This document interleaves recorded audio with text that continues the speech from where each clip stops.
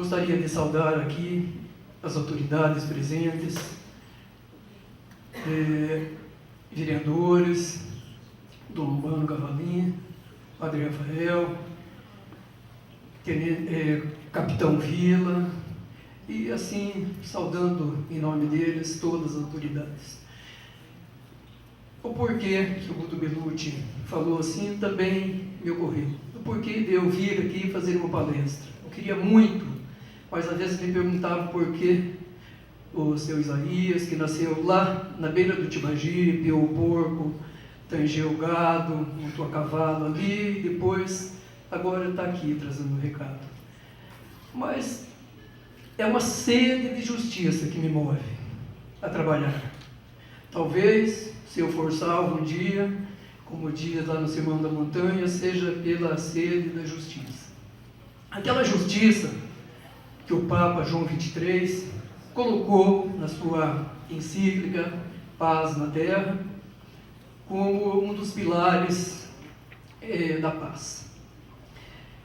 Eu escrevi esse livro, Famílias e Comunidades, Caro Fernando. Esse livro aqui começou na primavera de Londrina, naquela época muito triste, vereadora Elza Correia, que nós enfrentamos todos aqueles problemas de corrupção que deveria ser considerado um crime hediondo, porque ela mata. Ela mata quando ela retira o dinheiro que vai para as unidades de saúde, vai para a segurança, tira dinheiro que poderia ir para as creches. Neste livro, eu fui pesquisar muito, escrever, porque, como falei para vocês, eu sou um caipirão da beira do rio, e não me julgava assim com grande competência para escrever. Um contador, sou formado em física e contabilidade, matérias de ciências exatas, mas depois que eu aposentei, veio essa vontade, né? Aqui eu coloquei o projeto Bom Vizinho. Foi um dos primeiros eventos que o Dr. Orlando esteve na Associação Médica.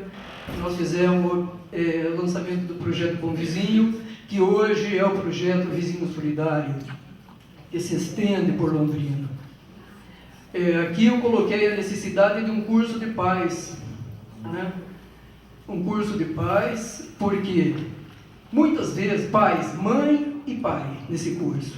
A mulher faz o curso lá de gestante, faz o acompanhamento, mas o homem, até pouco tempo, ele fazia muito pouco para ajudar a sua mulher a criar aquele filho, né?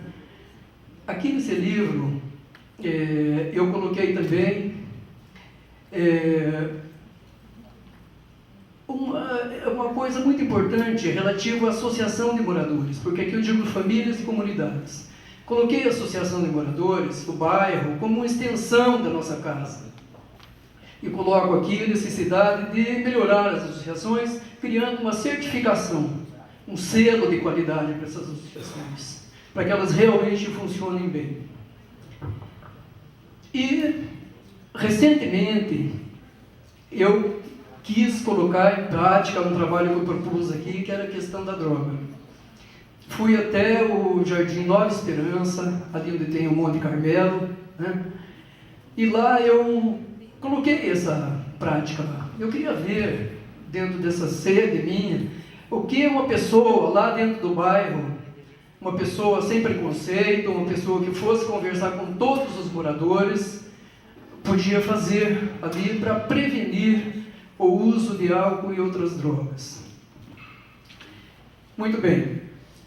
E vi, quando ali cheguei, na terceira rua, eu ia de casa em casa, porque hoje, para a gente reunir pessoas numa reunião, nós estamos vendo aqui, já tinha muito mais gente, agora já esvaziou bastante, não é fácil. Então eu não fiz reuniões. Eu peguei um mapa na prefeitura e eu ia de casa em casa, conversando no fim de semana, conversando com os pais, com as mães, principalmente. E no meio desse trabalho, eu junto com uma equipe que tinha uma socióloga, uma psicóloga, um médico e outras pessoas que ajudavam, leigas como eu nesse assunto, nós pensamos nesse projeto de prevenção ao uso de álcool e outras drogas. Vai passando para mim os slides. Família, segurança e família. Pode passar mais.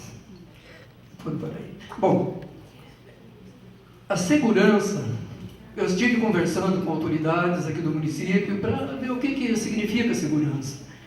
E, assim, numa palavra, segurança significa o seguinte: eles me disseram o seguinte: a segurança é necessária para manter a harmonia. Isso que eu encontrei, harmonia. Harmonia para quê? Harmonia para a gente viver. Harmonia para trabalhar, harmonia para a indústria se desenvolver, harmonia para o comércio, para as escolas. E o que é a família? A família é um lugar onde, isso até é previsto pela Constituição Federal, onde nós vamos cuidar, né? A família são cuidadores, falando numa palavra, cuidadores afetivos, cuidadores para preparar as pessoas para a vida, né? Respeitando todas as diferenças. Quando eu escrevi esse livro, eu fiz uma pesquisa. Eu estive em São Paulo, estive lá na Cracolândia, eu estive lá na FEBEM, eu estive no CIAD, aqui em Londrina também. Aqui eu andei por toda essa Londrina, aqui onde eu achava que deveria ir, né? E fiz uma grande pesquisa. E lá, nessa pesquisa, eu descobri que é importante o cuidado com as crianças. Porque 51% daquelas crianças que estavam ali apreendidas, eles eram cuidados por apenas uma pessoa, sabe? 51% era cuidado apenas pela mãe. E eu fui conversar com as mães também, daquelas crianças. E as mães, elas trabalhavam, elas eram as provedoras da casa. Então a criança não tinha o dia todo o cuidado da mãe. 23% moravam com ambos os cônjuges.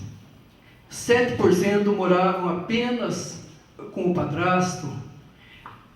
Então, a grande maioria das crianças apreendidas, elas não tinham um cuidado dos dois cônjuges, né? Então, a família, como cuidadora, ela fica aí, não por vontade dessa família, mas fica devendo, né? Coloquei a Torre de Babel. Nós vivemos hoje, apesar de toda a nossa tecnologia, a gente vê que a gente se entende pouco, né? A questão da segurança, a gente vê as próprias polícias não se entendendo, a gente vê o município, o estado, o governo federal muitas vezes em conflitos, né? A gente vê famílias em conflitos. Apesar de toda a modernidade, do celular que fala instantaneamente, tudo que nós temos, os americanos foram para a Lua, mas lá a gente vê uma criança de 5 anos matando uma outra criança, né? Então nós criamos uma Torre de Babel.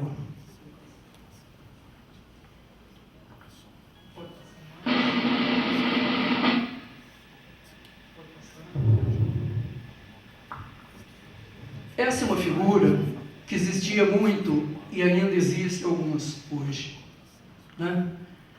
Era uma realidade grande, principalmente nos sertões, né, nos lugares mais grotões, né? Pode mudar. Hoje nós temos essa realidade, por quê? Prevenção. E a prevenção na família, ela não pode começar lá na frente, naquela última figura. A prevenção da família, ela tem que começar, quem sabe, no namoro, quem sabe no curso de noivos, mas com certeza, a partir do momento que a mulher está grávida, na aceitação da gravidez, né? No desenvolvimento daquela gravidez, entre o casal, ali, preparando um plano de trabalho, um plano de vida para aquela criança. Pensar no filho, o nascer bem, o cuidado em cada fase da vida, na religião, na saúde, na escola e no lazer.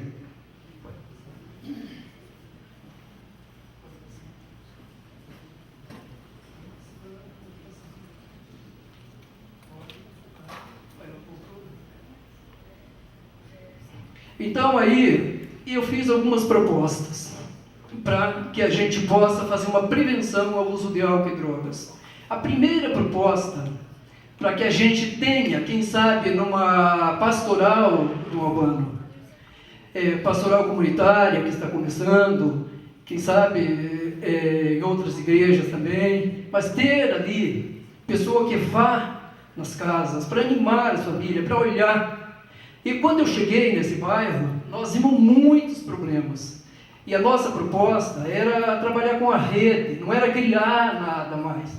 Trabalhar com a rede que existe já, com o posto de saúde, com o CRAS, com as creches, com as escolas. Então a primeira proposta que nós colocamos aí é a pessoa entregar, confiar em Deus. É ter uma religião, ter fé, ser uma família de fé. Não importa qual igreja, seja a fé, se é Allah, se é o grande arquiteto do universo, mas ter uma família, ter fé. A segunda proposta que nós colocamos é reunir 3 vizinhos, que esse é um conceito do projeto Bom Vizinho. Você fazer de 3 vizinhos os aliados da família. Porque você pode ter um cuidado maior. Né? Entre 3 vizinhos você cuida melhor. Um sai, o outro está ali. Nas periferias, a pessoa não fica muito mesmo em casa. A mãe vai trabalhar, às vezes os 2 cônjuges vão trabalhar, e as crianças ficam sozinhas, à mercê de serem cooptados pelo crime. A terceira proposta seria cuidar muito bem da saúde mental, saúde de uma forma geral e em particular da saúde mental. A saúde mental das crianças, às vezes os próprios pais, quando vão ter filhos, analisar isso, estamos preparados mentalmente.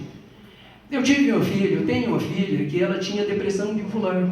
Eu fui presidente da Associação Londrinense de Saúde Mental aqui em Londrina por causa disso, desse problema. E aprendi muito lá. O doutor Dalben, que não está aqui agora, mas ele é testemunha por conhecimento que ele tem da necessidade desses cuidados. É muito importante. Se você, às vezes, a doença, o transtorno mental leva a pessoa ao álcool e a drogas. Né? Outro passo importante é você conhecer no seu bairro todas as oportunidades que tem, né, ali de desenvolvimento. Lá no Jardim Nova Esperança, por exemplo, infelizmente a Denir de Assis, os vereadores já não estão aqui, mas lá não tem nenhum equipamento. Lá não tem a creche, não tem uma escola, não tem um posto de saúde. E eu já estive na Câmara falando com eles para remanejar o orçamento, a vereadora Elza está aqui, para que leve o equipamento para lá. Então, eu trouxe com bastante humildade essa proposta de prevenção ao uso de álcool e drogas. Né? São 7 passos.